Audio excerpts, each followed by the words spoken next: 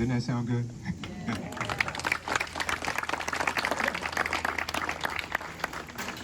At Fish Products Company, and I was able to learn a lot concerning the fishing industry. For the several years that I worked at Fish Products Company, I worked on the dock and they would bring the fish in. So my memory of the fish net reel is that in 1953 when I went to work, the fish boats would go out to fish, but they would always let us know that the net reel was a very important part of the industry. And when the boats came in, they would take the nets off and put them on the reel and wash the nets, and they would prepare them if there are holes in the net that have been damaged in a way. They would have to clean it up, and they would do this in the net house, prepared to go back out fishing again. So my love for this area came many years ago. So I must say that there's one person that I know that's still around here that worked in the net house, and she's a member of my church, Christian Baptist Church. Her name is Sister Rosa Garrison. She worked in the net industry in the back years. So products would not be what it is today with the history if it had not been for the net reel. I remember many times standing on the dock watching the boats come in, loaded with fish, and it was our responsibility to work the machinery that would unload the boats onto a net, out of the net reel, onto a conveyor belt that transferred the fish from the dock up to the fishing products area. And that's where it was processed. So my love and knowing that is also very important to know that it looks like not much, but it played a great part in the fishing industry. Where you came from, where you are today. So as I think about the people that came to Delaware in this town of Lewes, as far down south as Key West, as far as you can go before you go out into the ocean. So they came here to work during the summer.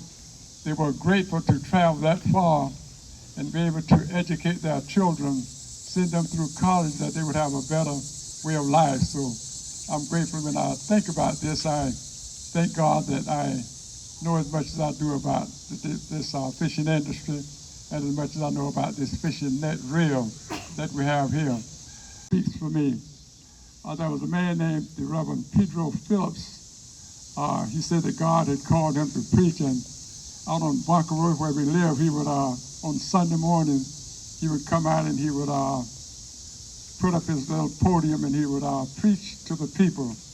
And it was a blessing because in Lewes, Delaware, there were only two churches that I know, black churches, and that was St. George AME Church, and I think was another church on 4th Street.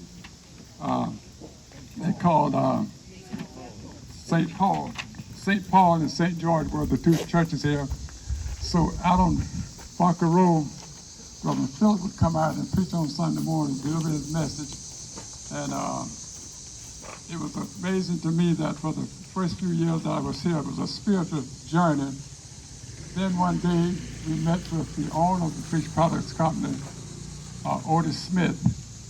And he told us, say that, look, I don't know how long I will be in the industry. I don't know how long this fish factory will last, but we want you to know that the church that you have here, that maybe you should buy some land in the town of Lewes and have the church move there. Well, this church was only a little small building that we called it the bunkhouse, and there were men that in the carpenter business, there were electricians, there were plumbers, and they all got together and built a church out of this small building where we worship. Then when it came time to move the church, he moved the church. Well, we took the steeple off the church and moved it from Fort Miles Road all the way up through Lewes, over the canal, up I believe it was 2nd Street, over to 4th Street, where the church is now. So I look back at this to say that the net reel played a great part in my life, in the life of many people, not only from Florida, but from Georgia, North Carolina, South Carolina, people as far as in New York, New Jersey, you name it, people came here to Lewes to work in the fishing industry, and they were successful in raising their families. They were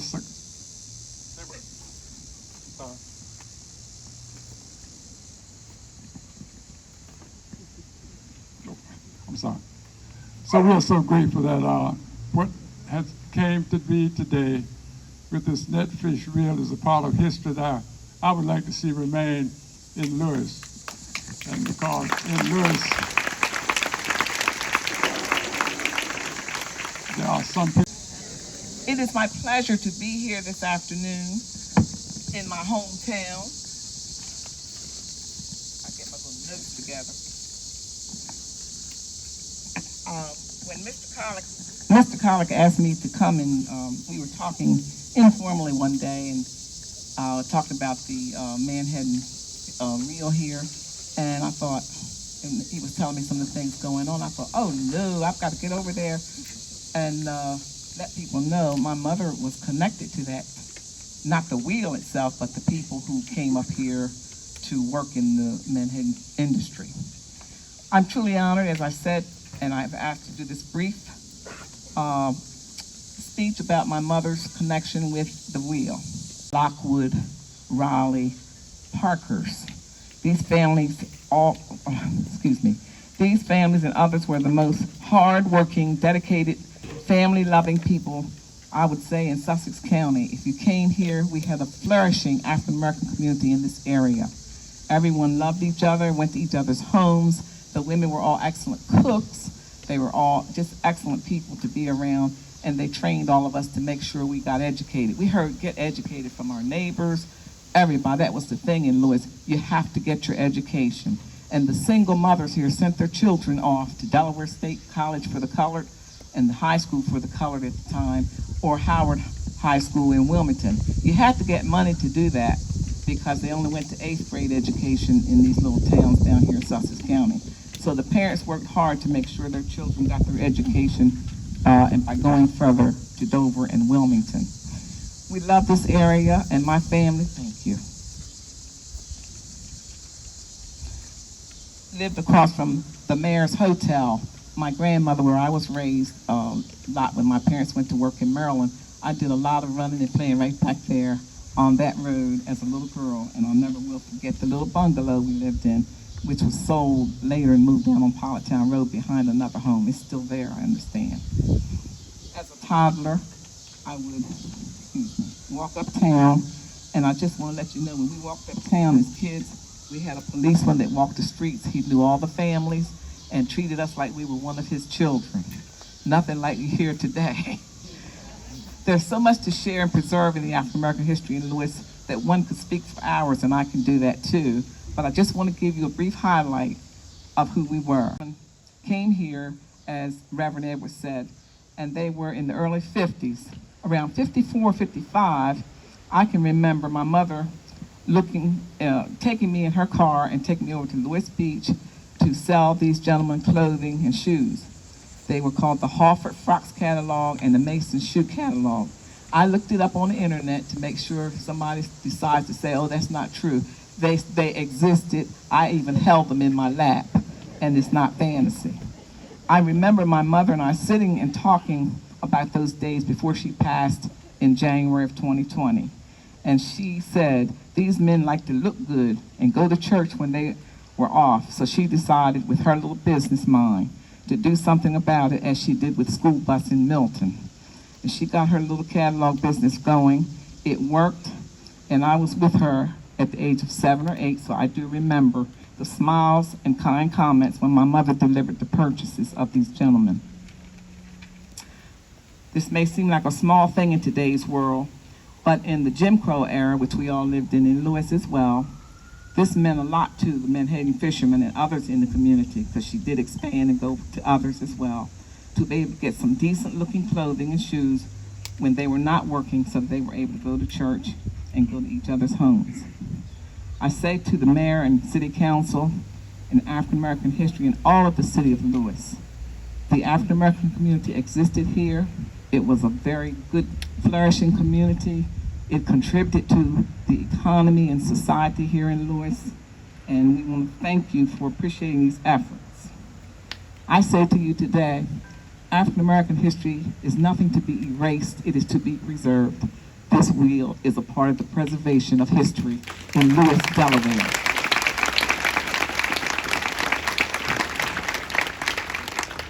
We cannot throw away what all human beings of all races have contributed.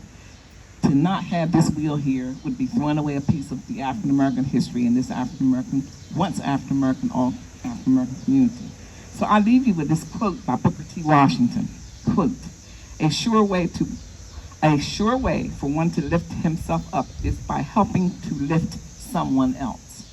Keep the African American history alive along with the Caucasian history, the Native American history. We're all in this world together, and we must learn, like we learned in Lewes, to love one another. Let's love one another and hold on to this history. Thank you very much.